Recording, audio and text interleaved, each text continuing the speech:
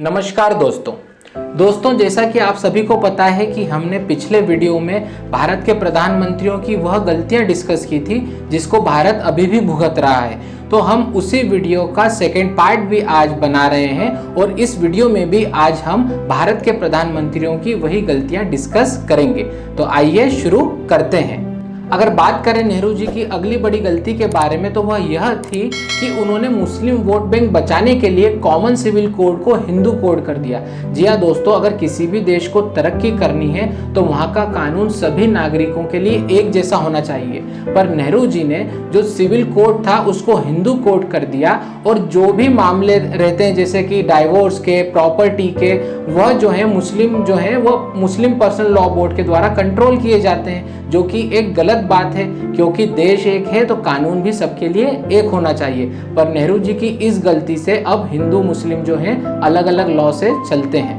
अब अगर बात करें इंदिरा गांधी की तो इंदिरा गांधी जी ने प्रधानमंत्री रहते हुए जो सबसे बड़ी गलती करी है वह यह कि पाकिस्तान से 1971 का युद्ध शानदार तरीके से जीतने के बाद भी पाकिस्तान से शिमला एग्रीमेंट कर लिया। जी हाँ दोस्तों, 1971 के युद्ध में आपको पता ही है कि हमने पाकिस्तान के 92,000 जो सैनिक हैं उनको कब्जा लिया था। पाकिस्तान की कई भूमि जो है वो भारत के कब्जे में थी। ऐसे में इंदिरा गांधी जी चाहती तो पाकिस्तान से कुछ भी करवा सकती थी, उसको घुटने टिका सकती थी, लेकिन इतनी शानदार पोजीशन में होने के बावजूद उन्होंने पाकिस्तान से शिमला एग्रीमेंट कर लिया जिसका कोई भी फायदा भारत को नहीं हुआ। वह चाहती तो कश्मीर का मुद्दा भी सॉल्व करवा सकती थी, कुछ भी करवा सकती थी, लेकिन हम कुछ नहीं कर पाए और उल्टा हमने पाकिस्तान के सारे सैनिक जो हैं वह भी छोड़ दिए और जो भी उनकी जमीन पे कब्जा हमारे वीर बहादुर सैनिकों ने किया था वह भी भारत को इस समझौते के तहत छोड़ना पड़ा।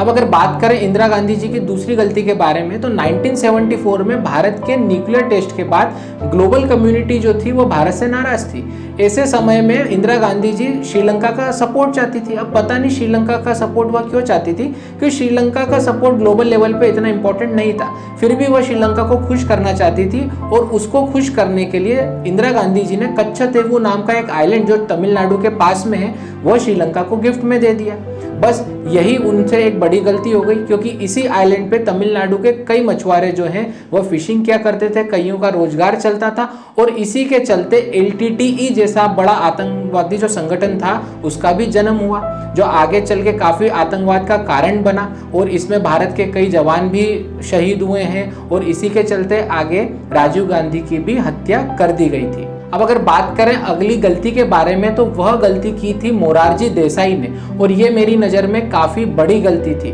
क्योंकि उस समय पाकिस्तान जो है वो अपना न्यूक्लियर प्रोग्राम चला रहा था, न्यूक्लियर वेपन डेवलप कर रहा था और ऐसे समय में भारत की खुफिया एजेंसी रॉ और मोसाद, जी हाँ इजराइल की खुफिया एजेंसी मोसाद ने मिलकर एक मिशन प्लान किया था जिसके तहत वो पाकिस्तान के न्यूक्लियर प्रोग्राम को बंद करना चाहते थे, उसको तबाह करना चाहते थे और यह बात मोरारजी देसाई को पता थी और उन्होंने नादानी के चलते या अपनी बेवकूफ़ी के चलते बातों ही बातों में मजाक में पाकिस्तान के जनरल को यह बता दिया कि हमें सब पता है कि आपके यहाँ क्या चल रहा है और बस यही वह चीज़ थी जिससे पाकिस्तान के जो जनरल थे वह अलर्ट हो गए और उन्होंने अपनी खुफिया एजेंसियों को अलर्ट पे कर दिया और उन्होंने रॉ के और मोसाद के जितने भी एजेंट्स थे उन सबको पकड़ लिया और उनकी निर्मम हत्या कर दी। इस हत्या के कारण जो है पाकिस्तान का जो न्यूक्लियर टेस्ट प्रोग्राम था वह भी फेल नहीं हुआ, प्लस इजराइल ने भी भारत से जो संबंध थे वह कई वर्षों तक तोड़ लिए और एक पाकिस्तान जो था वह एक न्यूक्लियर संपन्न देश हो गया और उसी वजह से आज पाकिस्तान जो है भारत को कभी भी धमकी देता रहता है और भारत भी खुले तरीके से कोई भी बड़ा मिशन पाकिस्तान के खिलाफ नहीं चलाता है क्योंकि पाकिस्तान भी एक न्यूक्लियर संपन्न देश है। अगर अगली गलती के बारे में बात करें तो यह गलती करी थी जबकि प्रधानमंत्री वीपी सिंह ने। जी हाँ दोस्तों, वीपी सिंह की अगर गलती के बारे में बात करें तो उनकी सबसे बड़ी गलती प्रधानमंत्री रहते हुए यह थी कि उन्होंने मंडल कमीशन के जो रिकमेंडेशन थे जिसमें कहा गया था कि OBC अदर बैकवर्ड जो कास्ट है उसको भी रिजर्वेशन दे दीजिए, वह भी 27% उसको लागू कर दिया था और यही उनकी सबसे बड़ी गलती थी क्योंकि इस डिसीजन के पहले देश सिर्फ हिंदू मुस्लिम में बटा हुआ था। लेकिन अब उन्होंने हिंदू को भी अलग डिवाइड कर दिया था, क्योंकि अब हिंदुओं में भी डिवीजन होने लगे थे और आपसी दंगे होने लगे थे। इसी डिसीजन के कारण छोटी छोटी क्षेत्रीय पार्टियों ने भी फायदा उठाया और लोगों को जात धर्म के बारे में भिड़ाने का काम किया। अगर बात करें अगली गलती के बारे में, तो वह गलती की थी जब के प्रधानमंत्री राजीव गांधी जी ने। जी हाँ दोस्तों, शाहबानो केस जो आपने सुना होगा, काफी फेमस था। शाहबानो केस में सुप्रीम कोर्ट ने शाहबानो के पति को यह ऑर्डर दिया था कि वह आजीवन जो है वह अपनी पत्नी को मुआवजा देगा, लेकिन कट्टरपंथी मौलानाओं के विरोध के कारण और मुस्लिम वोट बैंक बचाने के लिए राजीव गांधी ने संसद का एक स्पेशल सत्र बुलाया और सुप्रीम कोर्ट के डिसीजन को बदल दिया और सिर्फ उसको 3 महीने के लिए मुआवजे के लिए मजबूर कर दिया। और जी हाँ दोस्तों, यहीं से जो है बीजेपी ने इसका फायदा उठाया और हिंदू मुस्लिम की राजनीति चालू कर दी। जी हाँ दोस्तों, उन्होंने कांग्रेस को एक मुस्लिम पक्ष की पार्टी बताया और उन्होंने हिंदुओं की पार्टी होने का दावा किया, और इसी के चलते फिर राजीव गांधी ने भी अयोध्या में जो है राम मंदिर के गेट खुलवाए, और उसके आगे की कहानी तो आपको पता ही है। अगर बात करें राजीव गांधी की अगली गलती के बारे में, तो वह गलती करी थी उन्होंने 1987 के जम्मू और कश्मीर के विधानसभा चुनाव में। जी हाँ दोस्तों, उस विधानसभा चुनाव में मुस्लिम यूनाइटेड फ्रंट MUF और बीजेपी ने गठबंधन किया था, और राजीव गांधी को यह विश्वास था कि MUF और बीजेपी के गठबंधन का पल्ला भारी है और वह चुनाव जीत जाएंगे। लेकिन राजीव गांधी यह चुनाव जीतना चाहते थे और उन्होंने कुछ धांधली करके या जोड़ तोड़ करके वह चुनाव जीत भी लिया, और उन्होंने चुनाव के दौरान और चुनाव के बाद MUF के जितने भी बड़े नेता थे, कार्यकर्ता थे, उनको जेल में बंद किया और उनको काफी प्रताड़ित किया। तो जो MUF भारत के पक्ष में था, वही MUF अब भारत के खिलाफ हो चुका था, और इसी का फायदा पाकिस्तान ने उठाया, और जितने भी MUF के कार्यकर्ता थे वह पाकिस्तान के साथ मिल गए और उन्होंने हिजबुल मुजाहिदीन जैसे, हुर्रियत जैसे बड़े बड़े संगठन बनाए और आतंकवादी बनके बाद में भारत देश पर ही हमले जारी किए। अगर बात करें राजीव गांधी की अगली गलती के बारे में, तो वह थी वेरेन एंडरसन को सही सलामत वापस अपने देश जाने देना।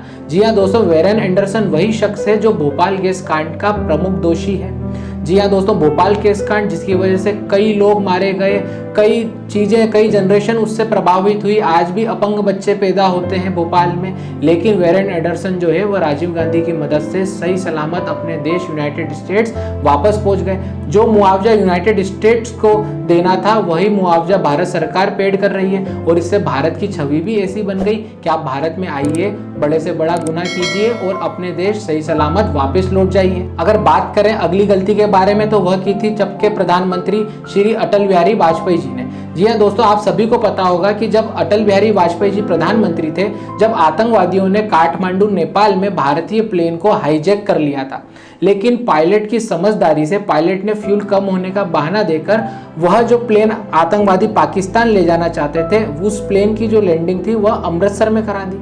अब यह जो था वह अटल बिहारी वाजपेयी का सुस्त रवैया था कि वह कुछ भी डिसीजन नहीं ले पाए और सर्वदलीय बैठक और सबसे डिस्कशन करते रह गए। उन्होंने कोई भी कमांडो एक्टिविटी का ऑर्डर नहीं दिया, जिस वजह से जो आतंकवादी थे वह अलर्ट हो गए और वह प्लेन को लेके UAE दुबई चले गए।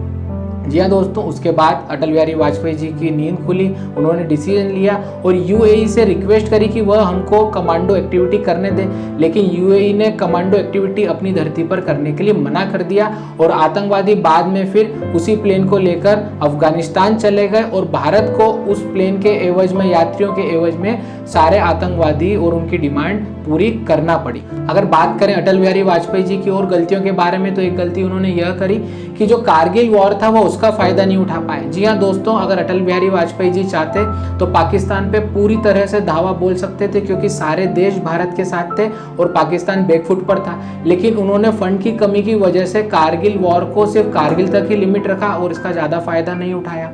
और उन्होंने पार्लियामेंट में जो अटैक हुआ आतंकवादियों द्वारा, उसका भी कोई जवाब पाकिस्तान को नहीं दिया। उससे भारत की छवि ऐसी बन गई कि आप भारत में आइए, कुछ भी आतंकवादी गतिविधि कीजिए, लेकिन भारत तो कोई एक्शन लेगा ही नहीं। एक और बड़ी गलती जो उन्होंने अपने समय में यह करी कि उस वक्त रशिया ने जो है अपना एयरक्राफ्ट करियर भारत को फ्री में ऑफर दिया था कि हम आपको एयरक्राफ्ट करियर जो देंगे, लेकिन इसके एवज में आप कुछ भी पैसे मत दीजिए। लेकिन अटल बिहारी वाजपेयी जी ने उसके मेंटेनेंस कॉस्ट से डर कर वह ऑफर ठुकरा दिया और वही एयरक्राफ्ट एयरक्राफ्ट कैरियर, जिसको आप INS विक्रमादित्य कहते हैं, बाद में मिलियंस डॉलर खर्च करके भारत ने खरीदा। अगर बात करें प्रधानमंत्री मनमोहन सिंह की गलतियों के बारे में, तो वह उनकी जो गलतियां थी वो यह थी कि वह हर स्कीम में साइलेंट रहे। जी हाँ दोस्तों, उनके प्रधानमंत्री रहते काफी बड़े बड़े घोटाले हुए जिसका उन्होंने कभी भी रिस्पॉन्ड नहीं किया, जैसे कि आदर्श सोसाइटी घोटाला, 4G 2G स्कीम, कॉमनवेल्थ घोटाला, थोरियम घोटाला। कई बड़े घोटाले मनमोहन सिंह की सरकार के दौरान हुए जिसके एवज में उन्होंने कोई भी एक्शन नहीं लिया और वह हमेशा चुप रहे, और यही चुप्पी उनकी सबसे बड़ी गलती थी।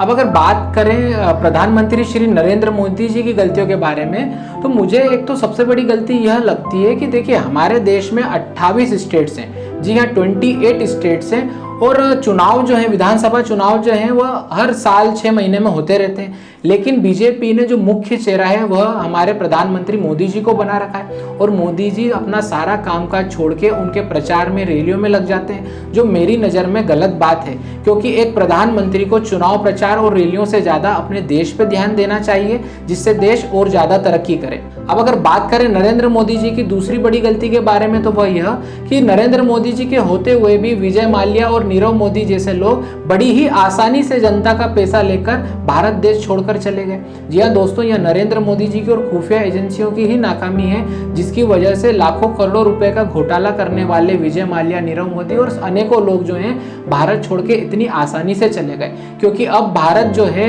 इन्हीं को वापस देश में बुलाने के लिए अपने लाखों करोड़ों रुपए जो है वह खर्च कर रहा है, जो कि मेरी नज़र में गलत है और इसको सुधार करना चाहिए। तो जाते जाते 2 पंक्तियों द्वारा अपने शब्दों को विराम देना चाहूंगा।